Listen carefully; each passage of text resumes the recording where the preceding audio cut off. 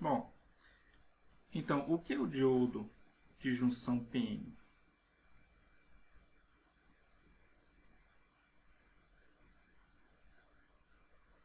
O diodo semicondutor. Ele é um dispositivo que é formado por uma camada de material semicondutor tipo P e uma camada de material semicondutor tipo N lado a lado, quer dizer, fazendo interface.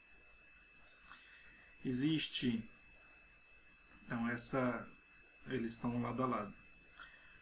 Um dos lados do material tipo N tem um contato metálico. Isso gera o que a gente chama de catodo, o pino de catodo. E do lado do material tipo P, também temos um contato metálico, gerando o pino de anodo. Ou seja, o pino A e o pino K. Nós conhecemos já bem pelo símbolo do diodo, já apresentado na aula sobre o diodo ideal. Então nós temos o anodo e o catodo. E internamente nós temos essa configuração física.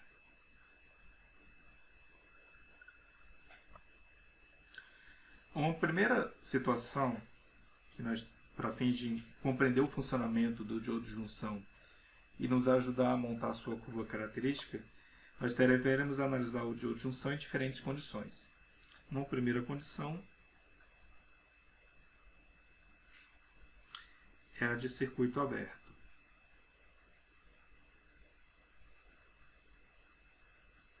Okay? No circuito aberto,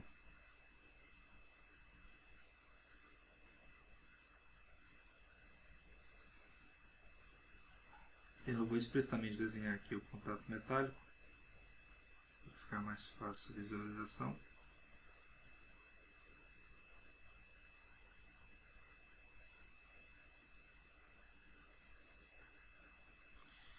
Nós não temos corrente, certo? Essa corrente aqui é zero. O circuito está em aberto. Nós temos aqui o material tipo P, o material tipo N. Bom, o que acontece? No material tipo P, você tem os portadores majoritários, são os buracos, ou que a gente vê como sendo cargas positivas. Vou colocar aqui como símbolozinho mais.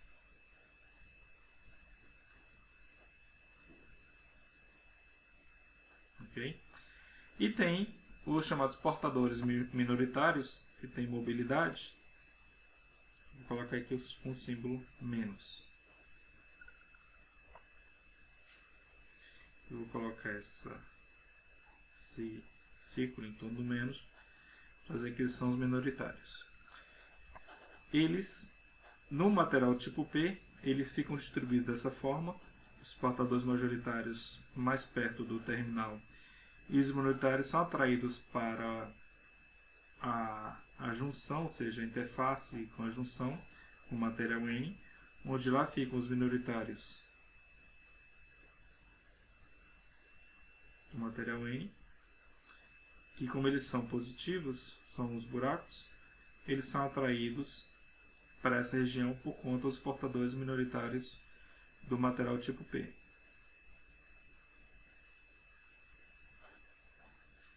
Ok? E aqui nós temos também os portadores majoritários do material tipo N. Não quer dizer que você não tenha também impurezas aqui, elétrons ou buracos livres desse espaço, mas existe uma concentração nessa região. Okay? Essa região é chamada região de depressão.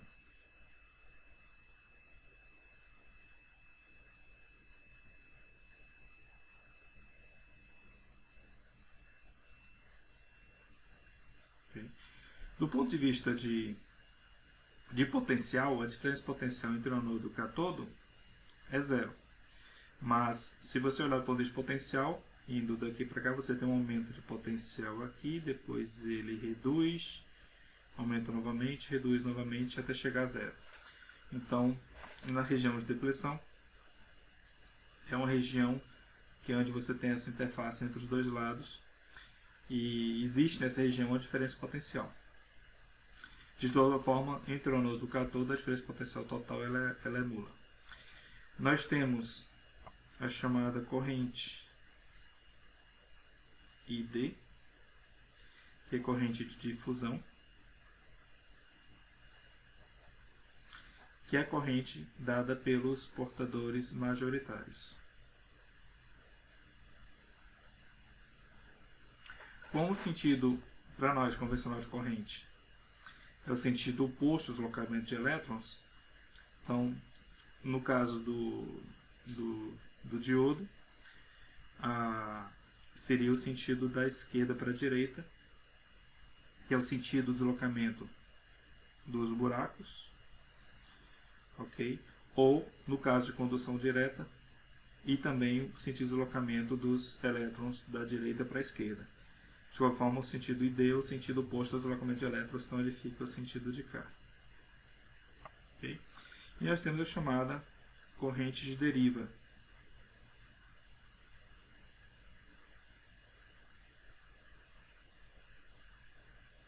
Okay? Que é dado pelo deslocamento dos portadores minoritários.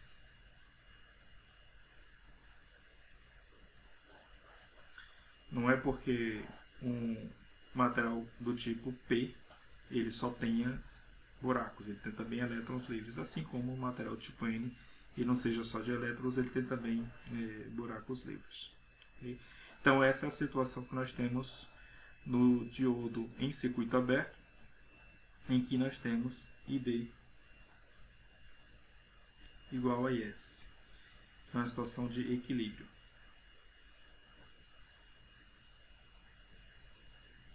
Okay? Bom, a próxima condição é chamada condição de polarização reversa.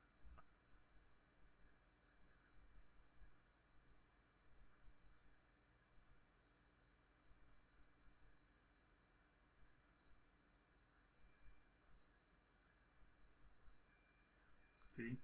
Na polarização reversa, o que você vai fazer? Você vai colocar uma tensão negativa em relação ao sentido convencional do anodo para o cátodo. Então tem material P, material N, e fica mais fácil explicar o efeito que vai acontecer se eu fizer colocar uma fonte de corrente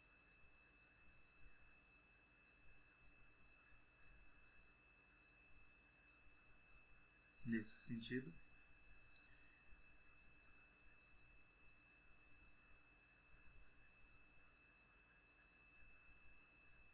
do lado P para o lado N, só que nesse sentido aqui. Ao fazer isso, significa que você vai ter um potencial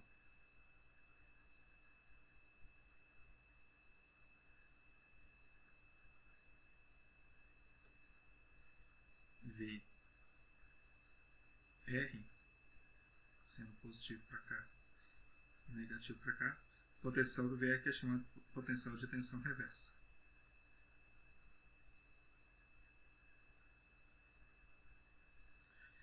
Que nada mais quer dizer que a tensão sobre o diodo, a tensão VD, ela é negativa. Okay? Então VR igual a menos VD, que é a tensão entre o anodo e o cátodo do diodo. Bom, nessa situação, o que acontece? Como esse sentido aqui da exata seta é o sentido convencional de corrente, que é o sentido oposto do deslocamento de elétrons,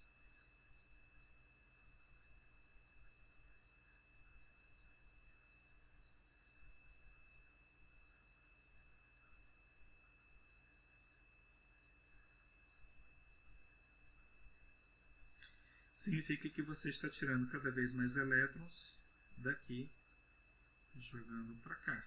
Ou seja, que é o sentido de deslocamento dos elétrons. Com isso, você está trazendo os elétrons cada vez mais do lado N mais para perto do lado do contato metálico, e do lado P os buracos vão ficar cada vez mais posicionados mais próximo do seu contato metálico. Isso significa um aumento da corrente da região de depressão. Ok? Nessa situação, o que acontece? Nós temos que essa corrente ela é relativamente pequena. Mas nessa situação de corrente de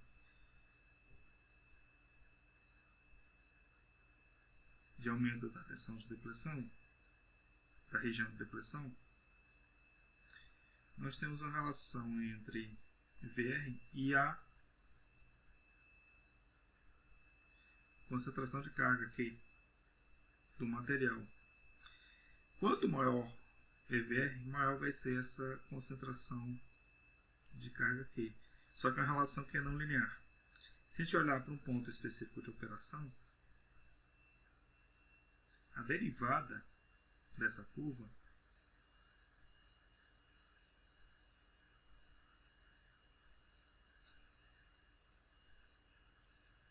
avaliada um certo potencial VR igual a V, ela é, para nós, a definição de capacitância. Então, o diodo, quando está polarizado reversamente, ele tem um comportamento muito próximo de um capacitor. Isso faz com que, em circuitos com diodos, quando a gente vai analisá-los do ponto de vista dinâmico, a gente tem que levar em consideração fortemente as capacitâncias das junções PN que estão polarizadas reversamente. Acontece que, se você aumenta muito essa corrente, você aumenta muito a região de depressão e aumenta essas forças de atração. Chega o ponto tal que ocorre um efeito chamado de ruptura.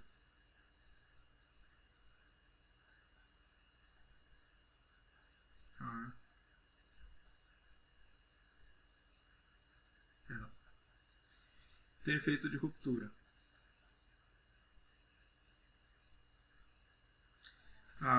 Que ocorre quando as ligações covalentes se quebram. Nesse caso aqui nós temos dois tipos de efeito, o chamado efeito Zener e o efeito avalanche.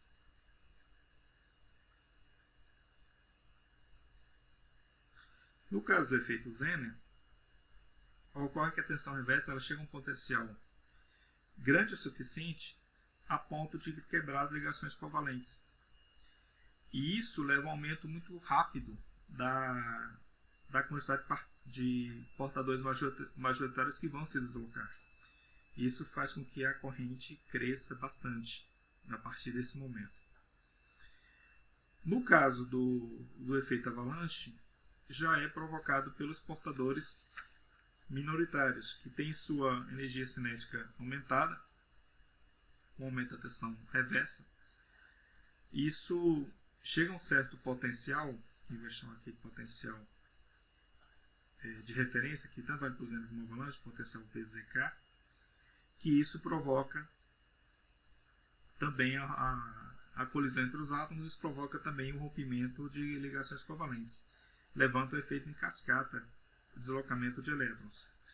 Isso significa que no diodo, na junção PN, nessa condição de polarização reversa, que eu tenho aqui o diodo, o seu anodo e catodo, a polarização reversa significa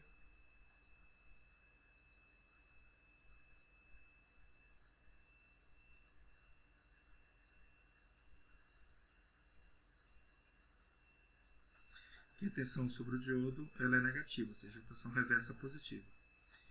Então, por uma boa faixa de operação, essa corrente pelo diodo era muito pequena. Okay? E somente com a ruptura que essa corrente tende a aumentar abruptamente. Okay? Então o material passaria a se tornar condutor nessa situação pela quebra de ligações covalentes. Esse potencial aqui de ruptura é chamado potencial VZK. E aqui fica constante negativo porque a tensão negativa. É uma tensão reversa positiva, mas a tensão direta é negativa. Esse efeito de ruptura não necessariamente ele vai levar à destruição do diodo. A destruição só vai ocorrer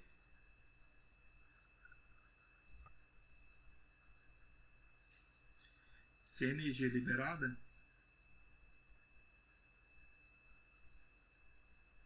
ou seja, a potência resultante dessa condução, que nós temos aqui uma diferença de potencial e uma corrente.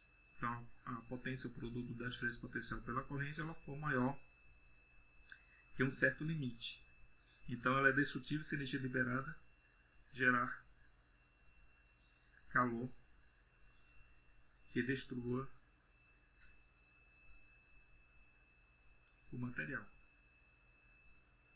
Caso não, essa situação de ruptura ela pode ser muito bem controlada. Okay? Então, um diodo semicondutor real, a gente não pode afirmar que ele possui, ele é completamente isolante com tensão reversa, em modo de polarização reversa, porque existe uma pequena corrente da ordem de nanoamperes, às vezes picoamperes, e essa pequena corrente ela é decorrente do deslocamento em modo reverso, deslocamento de elétrons no modo reverso. Já quando esse deslocamento de elétrons começa a quebrar ligações covalentes, isso aí provoca um aumento abrupto da corrente, e esse aumento abrupto da corrente ele é não controlado. Então existe sim condução em modo reverso, e essa condução pode ser realmente importante. Se nós formos ver dispositivos comerciais, diodos comerciais, em muitos desses diodos, essa tensão VZK é muito grande. Ela é tão grande que se ela chegar a romper, vai levar à destruição do material por conta da geração de calor. Já outros dispositivos, a tensão VZK ela pode ser muito pequena, porque deseja-se que aquele dispositivo seja usado como forma de dispositivo para ajudar a limitar a tensão reversa que vai aparecer sobre ele. Então, são essas duas formas que a gente explora a polarização reversa. Ou o diodo como quase um isolante completo, um isolante ideal. Não é ideal, mas porque existe uma pequena passagem de corrente, embora seja pequena, ela existe. Ou como condutor nessa faixa de ruptura. Bom, a terceira condição é a condição de polarização reversa, polarização direta.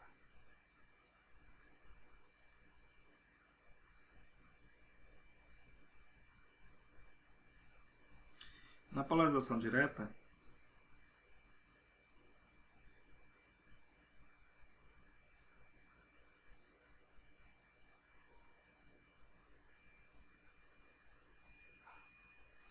nós forçamos a passagem de corrente no sentido direto do diodo, ou seja, do anodo para o cátodo.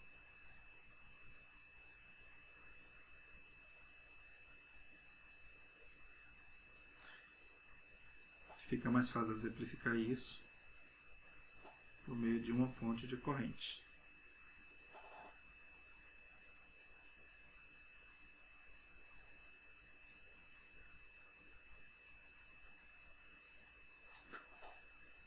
Então aqui nós temos material tipo P, material tipo N.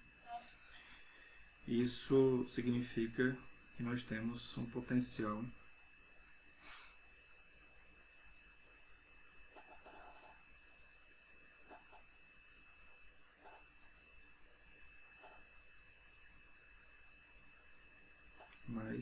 menos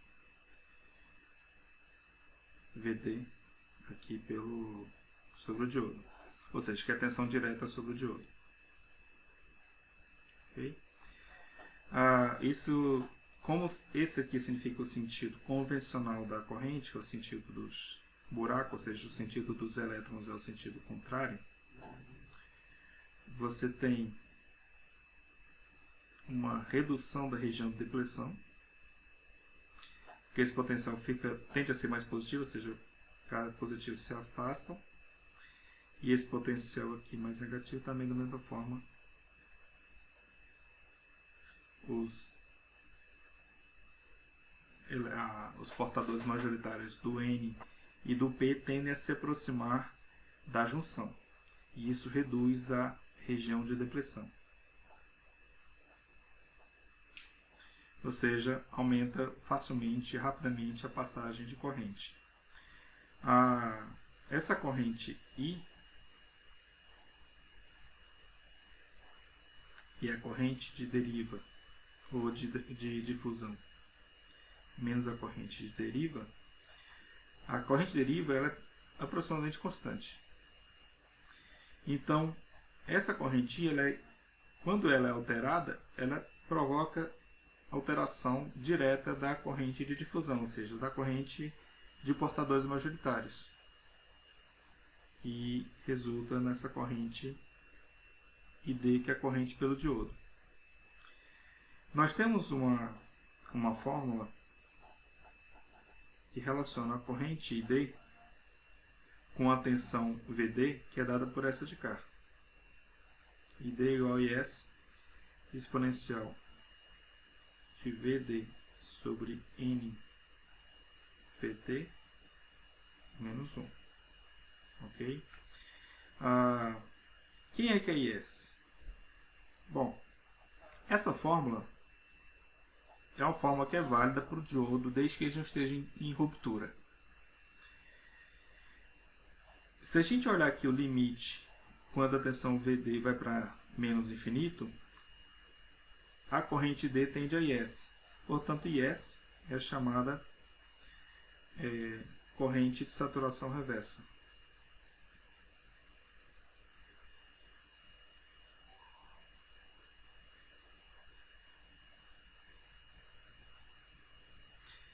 O parâmetro N, ele é aproximadamente 1, para o caso do germânio, e aproximadamente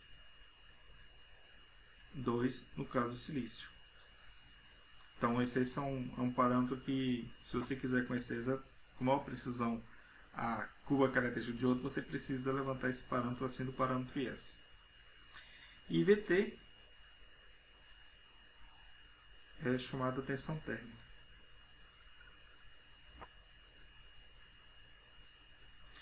É um potencial que varia conforme a temperatura e varia de forma linear.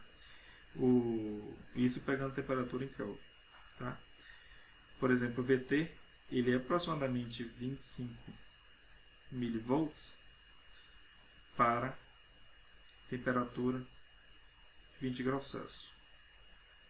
Esse é um parâmetro que a gente vai usar, uma constante que vai usar muitas vezes para imaginar o uso do diodo a 20 graus Celsius como sendo VT igual a 25 mV. Para vocês terem uma ideia do quão rápido esse parâmetro varia, ele vai para 26 mV se a temperatura vai para 25 graus Celsius. 25 não, 30 graus Celsius.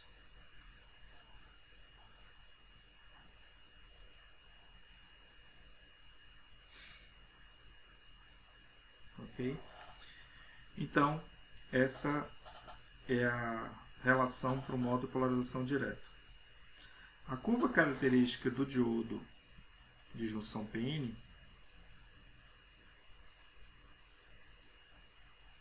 ela passa a ser completada com essa polarização direta. Nós temos aqui VD e ID, tensão direta e corrente direta. Okay.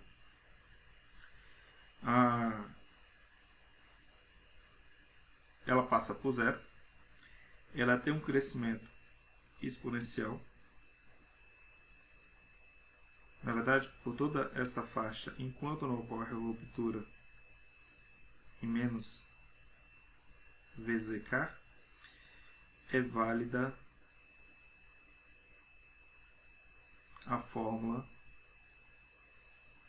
IS exponencial de VD sobre NVT menos 1, ok? Como eu vinha falando, como eu falei antes, esse termo aqui,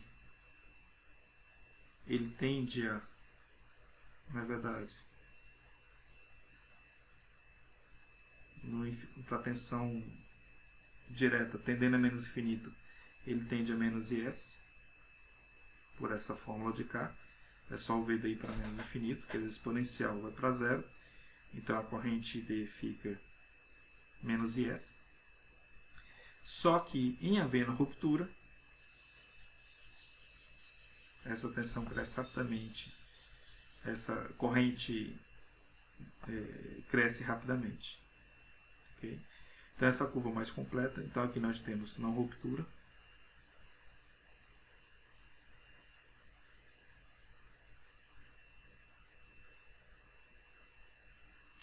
e aqui nós temos a fase da ruptura. Se nós não fizermos o diodo operar na região de ruptura, você pode assumir essa fórmula, esse modelo para a relação entre corrente e tensão direta. Aqui eu exagerei um pouco na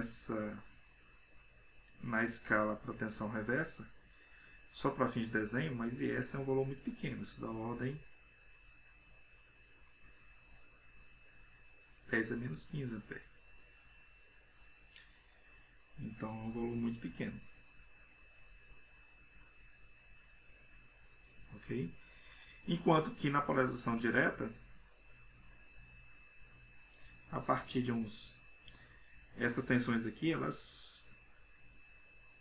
aumento de corrente se dá rapidamente a partir de 0,2, 0,3, 0,4, 0,6 volts. Então, esse crescimento da corrente, ele é exponencial. Então, vai ser necessário, a partir do momento que você aumenta a tensão, um pequeno aumento de tensão implica um grande aumento de corrente, por conta dessa relação exponencial.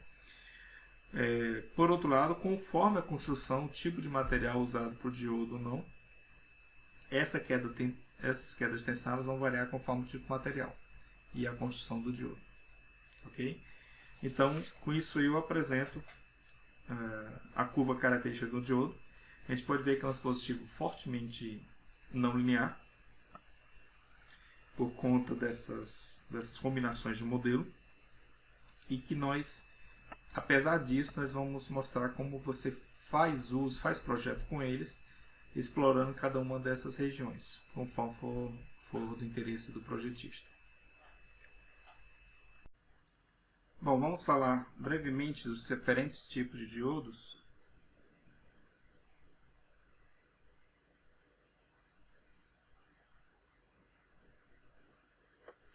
Nós temos um primeiro tipo, chamado diodo de sinal.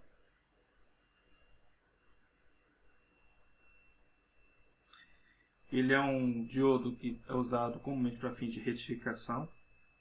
Então, ele é um diodo mais voltado para circuitos de baixa corrente. O símbolo é o mesmo usado pelo diodo de grandes sinais.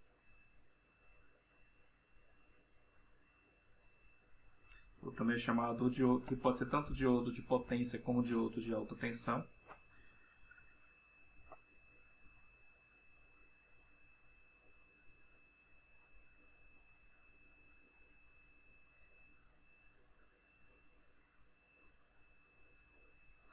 Eles são diodos e têm o mesmo símbolo. A curva característica, da mesma forma, tem a relação exponencial entre a tensão e a corrente. A diferença é que os parâmetros vão ser diferentes. Então, isso quer dizer que diodos de sinal são geralmente diodos que quando polarizados diretamente, as diferenças potenciais sobre eles são relativamente pequenas, enquanto que nos diodos de grandes sinais, em geral, na polarização direta, as diferenças potenciais sobre eles são relativamente maiores. Okay? Temos os diodos emissores de luz, ou os LEDs. O LED já é um diodo que, na polarização direta, ele emite luz. Ou seja, parte da corrente da energia injetada no diodo gera calor, outra parte vai gerar luz, convertida em fótons. E aí já uso esse símbolo aqui. Ok? Os LEDs já requerem uma corrente, já vão implicar uma maior diferença potencial em polarização direta e condição normal de operação, porque parte dessa energia, como eu já tinha dito, é usada para a geração de luz. Nós temos o chamado diodo Zener. Isso porque na sua construção, a tensão de ruptura, ou chamada tensão de Zener, ela é colocada a valores muito mais baixos do que um diodo de sinal ou um diodo de grande sinal. Isso porque ele é mais pensado para ser usado em modo de polarização reversa, explorando a ruptura. Então, o seu símbolo é esse daqui.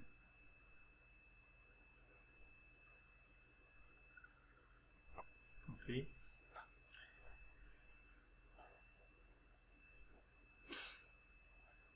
Temos o diodo Schottky,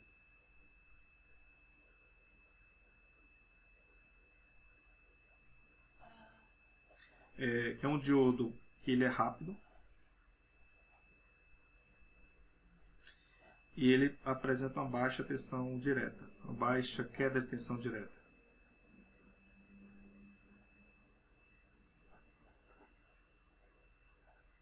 Ok?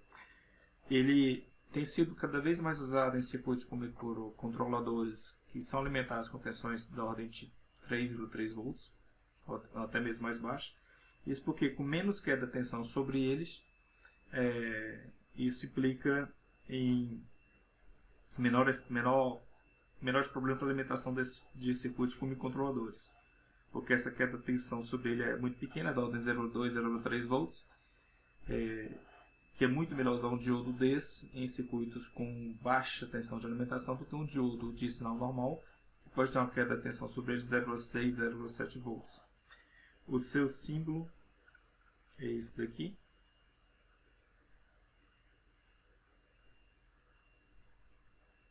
Do diodo Schottky.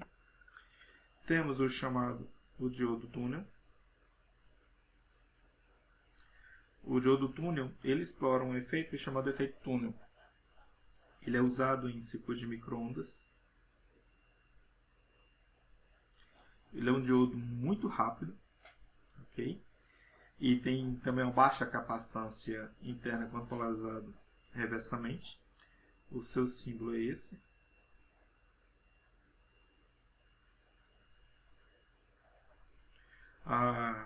Ele também tem uma curva característica bem interessante.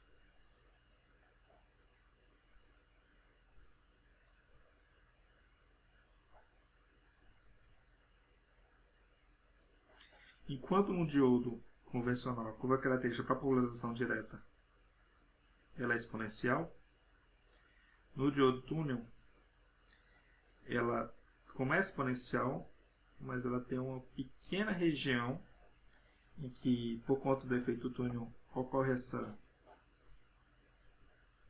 mudança na curva. E isso implica que instantaneamente, por uma pequena faixa de tensão, o diodo passa a apresentar uma resistência diferencial, porque é da derivada dessa curva negativa. Ou seja, a derivada da curva característica fica negativa durante essa pequena faixa, o que é uma propriedade interessante explorada para se fazer osciladores e interessante para partículas também de microondas.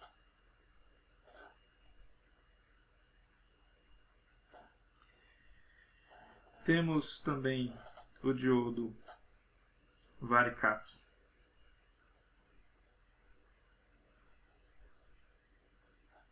Varicap de capacitor variável.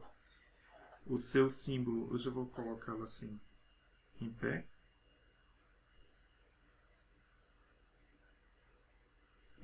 É como se você tivesse um capacitor pelo diodo. Na verdade, é um diodo que comumente é utilizado em polarização reversa. E nós já sabemos que uma junção PN em polarização reversa ela tem características de capacitância. A questão é que no varicap, essa relação da capacitância com a tensão reversa ela é bastante linear. Isso os faz interessantes para circuitos de comunicação. A gente sabe que antigamente os circuitos de recepção de radiocomunicação envolvem uma antena e geralmente envolve um circuito tanque LC. Nós sabemos que esse circuito aqui, LC, a impedância equivalente dela ela é muito pequena para baixas frequências por conta da componente indutiva e muito pequena para altas frequências por conta da componente capacitiva. Só que em frequências intermediárias, se a gente olhar o módulo dessa impedância,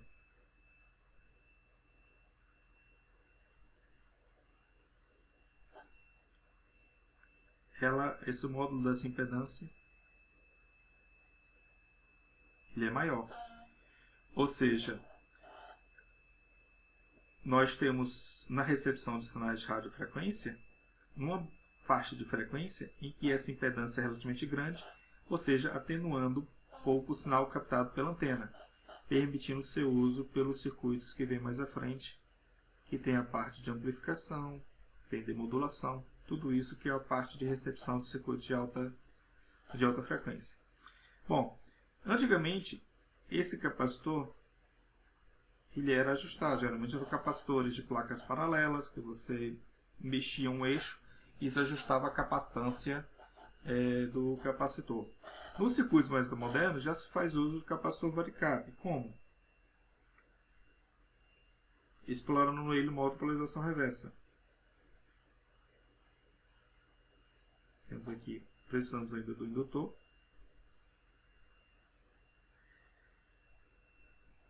E colocamos aqui um capacitor em série com o capacitor com diodo varicap. E por meio de uma resistência, aplicamos uma tensão de controle para dar polarização reversa sobre o capacitor, sobre o diodo varicap. Isso faz com que o diodo, como ele vai se comportar em polarização reversa mais como um capacitor, ele está em série com essa capacitância C, e isso altera a capacitância equivalente desses dois dispositivos. Ou seja, isso altera a frequência central desse filtro. Isso permite com que você permita passar a passagem, controle a passagem de componentes ou de bandas de frequência conforme essa tensão de controle para os circuitos mais à frente de amplificação e de demodulação. Então essa tensão de controle é uma tensão analógica que pode ser gerada, por exemplo, por um microprocessador que fica varrendo as diferentes faixas de frequência simplesmente alterando essa tensão de controle. Ou seja, isso permitiu a entrada de dispositivos de rádio controlados por microprocessadores, que é a tecnologia mais moderna.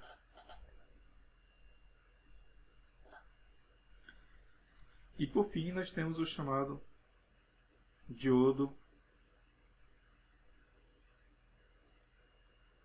de supressão de transente.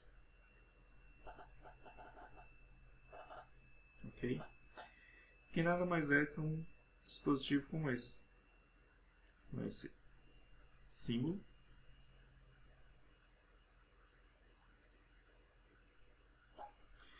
que é equivalente a você pegar 2 diodos Zener, colocar em série assim.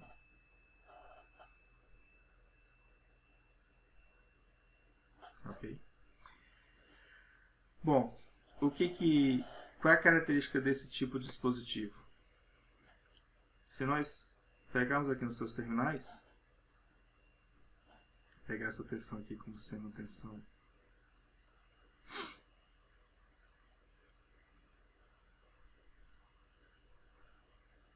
VD, ok?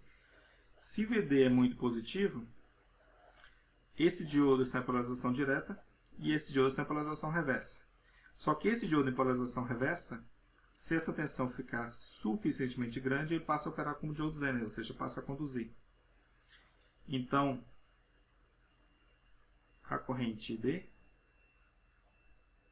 que seria essa corrente aqui, ela é pequena para uma faixa de valores, e ela porque nessa faixa, esse diodo, aqui vou chamar de diodo D2, aqui diodo D1, porque o diodo D2 está em polarização reversa.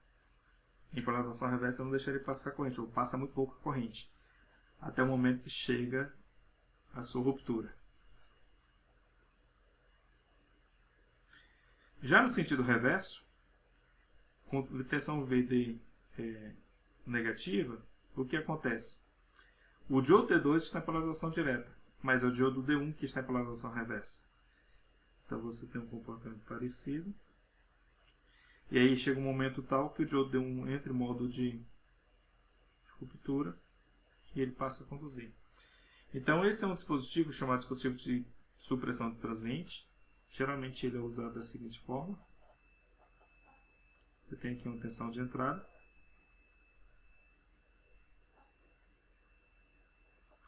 E você usa essa tensão de entrada para alimentar algum circuito mais à frente. Às vezes esse componente aqui não é nem um resistor, pode ser um indutor se essa tensão de entrada for AC. E aí o que acontece?